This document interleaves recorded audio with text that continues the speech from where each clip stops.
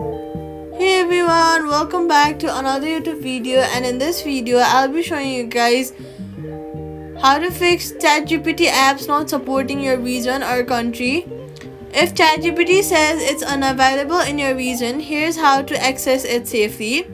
First of all, head over to your app store and update your app store region to a supported country. Click on your app stores and then scroll down and go ahead and head over to your settings, and then in the country and region, just change the country to whichever country or region supports the app. Then turn off VPN, region detection breaks with VPN. Download ChatGPT from official app store only. Try the web version at chat.openai.com. Safety tip: new OS updates break old app versions. Always update both. And that's it. Subscribe for more quick fixes.